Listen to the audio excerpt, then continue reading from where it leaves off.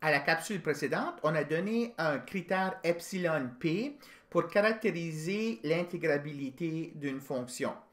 Donc, dans cette capsule ici, on va voir que si on a une fonction f qui est continue sur l'intervalle fermé AB, cette fonction-là satisfait ce critère epsilon p-là, donc est intégrable au sens de Riemann. Et puis, l'ingrédient principal ou le raisonnement principal qu'on va utiliser, c'est un concept qu'on a vu au chapitre 4, où est-ce qu'on avait d'abord défini c'était quoi la continuité uniforme, et puis on avait vu qu'une fonction qui est continue sur un compact est automatiquement uniformément continue sur ce compact-là. Alors, ça va être ça va jouer un rôle principal dans notre démonstration. Donc, le théorème qu'on veut démontrer, c'est celui-ci.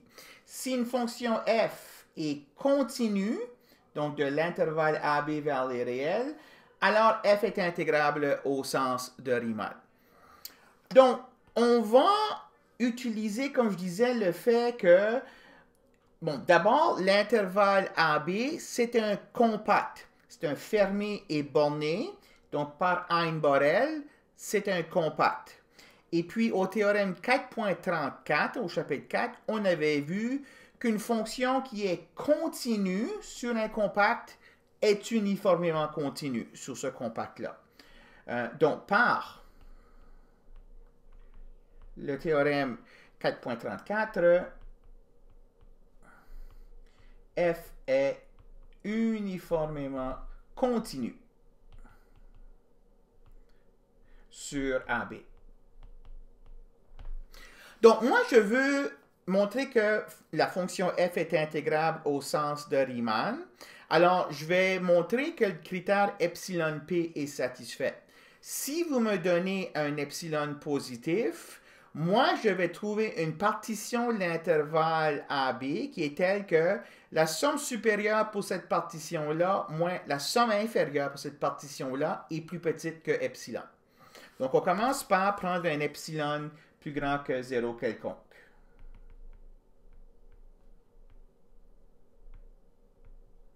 Donc, il faut que la construise, cette partition-là. Bon, à partir du fait que f est uniformément continu, je sais qu'il existe un delta qui dépend juste de epsilon positif, tel que à chaque fois que je prends deux points x et y dans AB, si la distance entre les deux points x et y est plus petite que epsilon, ça implique que la distance entre f de x et f de y est plus petite que, puis ici je vais prendre epsilon sur b moins a. OK, donc je peux rendre ceci aussi petit que je veux. Donc il y a un delta qui fait de telle sorte que f de x moins f de y est plus petit que ceci. Si x moins y en valeur absolue est plus petit que delta. OK, alors ce delta-là, essentiellement, ça va être un peu la largeur maximale que je vais pouvoir avoir dans ma partition. Je vais utiliser ce delta-là pour construire ma partition d'intervalle AB. Donc, il existe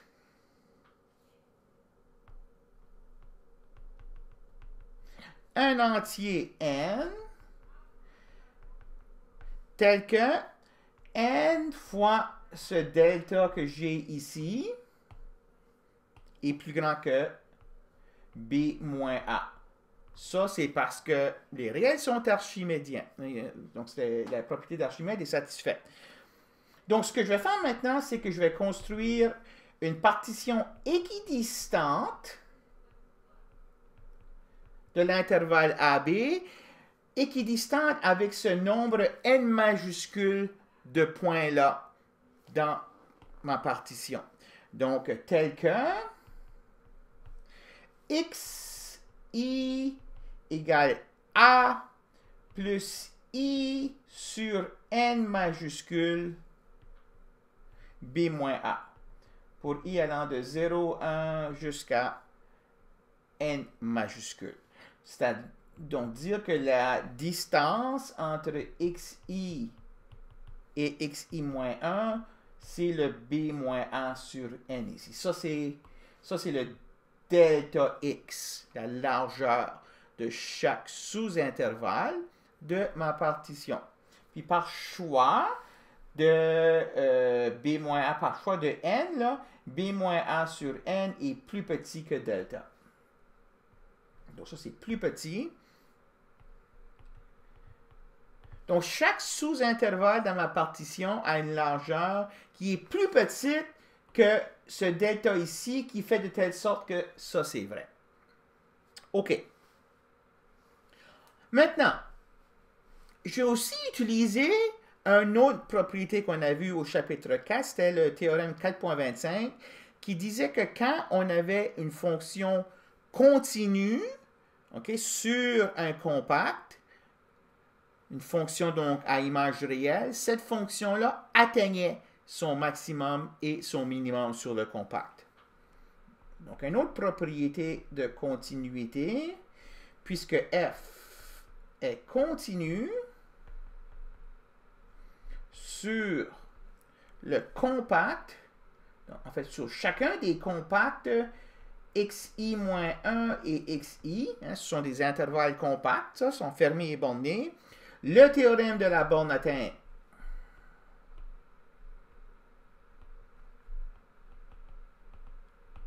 c'était le théorème 4.25, nous dit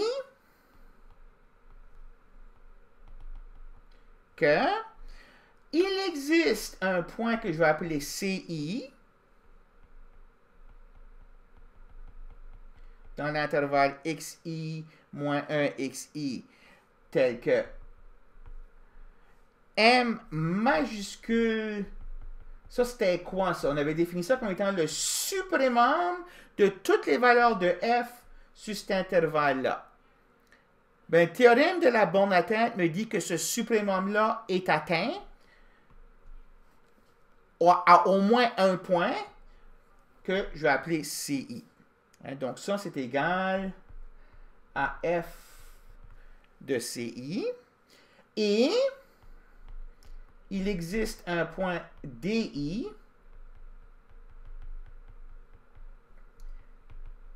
tel que l'infimum de f. Donc, l'infimum de f sur cet intervalle-là est atteint au point DI. Donc, ça, c'est le théorème de la borne atteinte qui me permet de dire ça. OK? Puis ça, c'est vrai. Ça que j'ai ici, c'est vrai pour tout i égale 1 jusqu'à n majuscule. Je peux faire ça sur chacun des sous-intervalles. Donc, quand je regarde la somme supérieure pour cette partition-là, moins la somme inférieure, bien, ici, j'aurais eu ordinairement m majuscule i. Et m majuscule i, c'est f de ci. Et puis, dans la somme inférieure, j'aurais eu m minuscule i, mais m minuscule i, c'est f de di, fois xi moins 1. Alors, tout ce que j'ai fait, c'est que j'ai pris la définition de somme supérieure et de somme inférieure, puis j'ai remplacé le m majuscule i et le m minuscule i par f de ci puis f de di. C'est la seule chose que j'ai faite ici. Bon. Maintenant, le ci et le di sont tous les deux dans cet intervalle ici. Et puis la largeur de cet intervalle ici est plus petite que delta. Ça veut donc dire que la distance entre ci et di est plus petite que delta. Donc, si je prends la définition que j'ai ici, puis je mets ci, di ici, ci et di satisfont ceci. Donc, f de ci moins f de di va être plus petit que epsilon sur b moins a.